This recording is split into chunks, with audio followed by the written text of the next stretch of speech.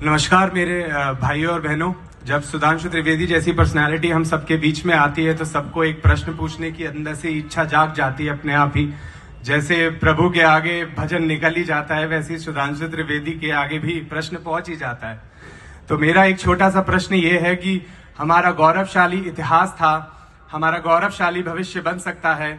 75 साल का अमृतकाल मोदी जी का चल रहा है, तो इसमें यह सवाल है कि 163 साल हो चुके हैं जिसमें हमारा वैदिक बोर्ड बंद करा दिया था अंग्रेजों ने, और आज की डेट में भी हमारे पास एक वैदिक बोर्ड नहीं है जिसमें हम अपना गौरवशाली इतिहास दोबारा पढ़ पाएं। और आज का यूथ जो मरने मारने को उतर आ रहा है इस चीज पे कि हम पढ़ना चाहते हैं, हम उसको जानना चाहते हैं, तो उसके लिए क्या सरकार हमें कभी वैदिक बोर्ड देगी? जैसे एक मुस्लिम पर्सनल लॉ में उनका मदरसा चल रहा है, तो क्या हमें भी वैदिक बोर्ड मिल सकता है?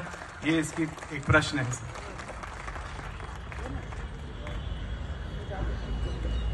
देखिए, ये बात सही है कि 1837 में जब मैकॉले ने ये नई पॉलिसी लाया था तो इंडियन एजुकेशन सिस्टम को डिस्ट्रॉय कर दिया था, और वो जो इंजेक्शन ऑफ पॉइजन है वो आजादी के बाद और बढ़ गया।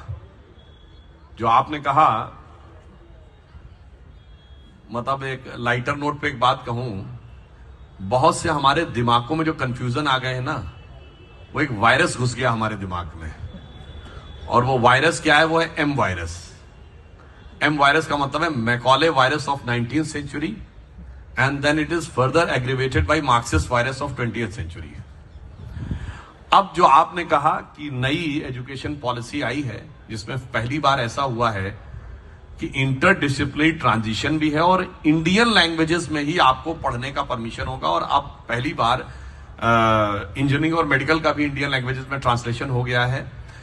अब जो ग्रेजुअल धीरे धीरे ट्रांजिशन हो रहा है, जो आपने बात कही, तो जो हमारी इटर्नल वैल्यूज थी उनको इनकलकेट करने के प्रोसेस में हम लोग धीरे धीरे आगे बढ़ रहे हैं। क्योंकि पहले रिसेप्टिविटी भी लोगों को आए, लोगों को वो समझ में आने का प्रयास हो। और आप आश्वस्त रहिए, कई जगहों पे प्राइवेट इंस्टीट्यूशंस ने तो इसको शुरू भी कर दिया है।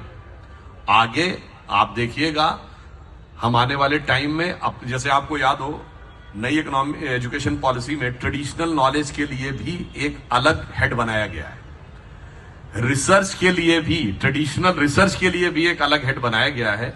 तो ग्रेजुअली हम उसमें जाएंगे और धीरे धीरे लोगों को ये बात समझ में आएगी कि what the actual knowledge of India was, and it is not for just कि हमारा कोई ईगो का मामला है, हमारी वो चीज है जो दुनिया के लिए यूजफुल है। और मैं आप लोगों से कहूंगा, हमारी बात पे भरोसा मत करिएगा।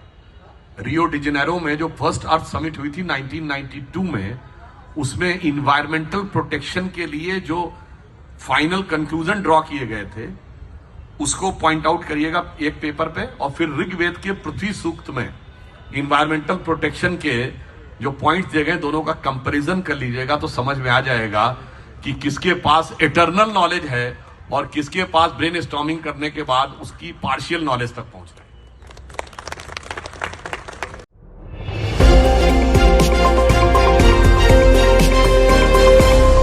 लॉ स्ट्रीट भारत, राष्ट्र के हित में।